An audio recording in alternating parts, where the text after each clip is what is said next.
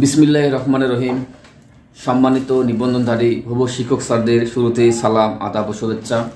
দীর্ঘদিন পর আমি আপনাদের নিবন্ধন বিষয়ক একটি ভিডিও নিয়ে এসেছি এবং নিবন্ধনধারী হবু শিক্ষক স্যারদের অভিনন্দন, যারা ভাইবা দিয়েছেন এবং যারা ভাইবা দিচ্ছেন, যেহেতু ভাইবা চলমান রয়েছে।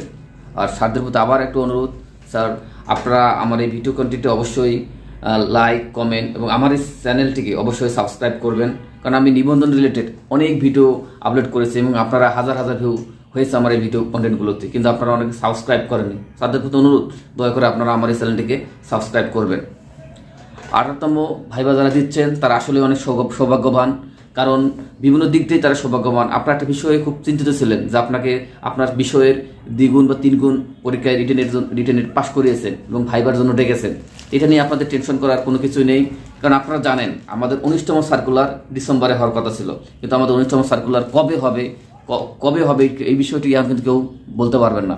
তাই বর্তমান দেশে যে শিক্ষক সংকট রয়েছে, সেই শিক্ষক সংকট পূরণ করতে গেলে অবশ্যই 18তম যারা ভাইবা দিচ্ছেন, যারা পাশ করবেন, তাদের দ্বারাই পূরণ করতে হবে। তাই সেক্ষেত্রে 18তম নিবন্ধন যারা আপনারা ভাইবা দিচ্ছেন, তাদের ক্ষেত্রে ফেল করানোর সম্ভাবনা খুবই কম, এবং যারা পাশ করবেন ইনশাআল্লাহ তাদের সবারই চাকরি হবে। শতকরা 98% ভাইদের চাকরি হবে, কারণ শিক্ষা প্রতিষ্ঠানের শূন্যপদের সংখ্যা দ্রুত গতিতেই বেড়ে যাচ্ছে।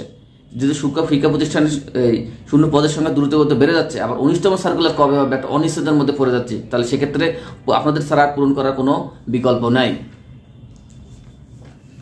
আর এক্ষেত্রে যাদের আমরা 35+ যারা ভাই রয়েছে, আমরা তাদের ক্ষেত্রেও আমি মনে করি 35+ ভাইদের জন্য এবার সুযোগ দিবে, কারণ 35তম এটা একটা মানবতা, একটা বড় ফ্যাক্টর। কারণ বর্তমান সিচুয়েশনে চাকরি পরীক্ষাগুলো এমনি কিন্তু সার্কুলার আসতেছে, এমনি সরকারি চাকরি বলেন বা বেসরকারি চাকরি বলেন, সার্কুলার তেমন একটা আসতেছে না।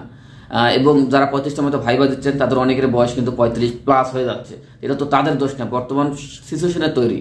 বর্তমান সিচুয়েশনে তাদের বয়স দ্রুত চলে যেতে বাধ্য করতেছে, যার কারণে এনটিআরসি বা যে সরকারে আসুক না কেন, যে সরকারে থাক না কেন, এই 35+এর ক্ষেত্রে তারা ছাড় দেবে, কারণ এখানে মানবতাটা একটা বড় ফ্যাক্টর। কারণ যে সরকার আসুক না কেন, তারা সবাই চাবে দেশের বেকারত্ব দূরকরণের জন্য। আর বেকারত্ব দূরকরণের একটা বড় উপায় হলো বেসরকারি শিক্ষা প্রতিষ্ঠানে অনেক যদি শূন্যপদ রয়েছে এবং তাদের সেই শূন্যপদে জনবলকে ঢুকাই দিয়ে বেকারত্ব দূরীকরণ করা একটা বড় ফ্যাক্টর হবে, সরকারের ক্ষেত্রে সহজ হবে।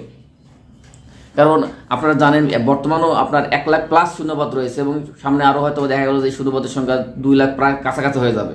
তাহলে যে সাবজেক্টগুলো 3 গুণ রিটেনে পাশ করিয়েছে, আমার মনে হয় সবার চাকরি হবে। তাই আপনারা টেনশন করেন না। আর আরেকটা বিষয় হলো 1 থেকে 12তম নিবন্ধনধারী যারা রয়েছেন, তারাও কিন্তু অনেক চেষ্টা চালিয়ে যাচ্ছেন।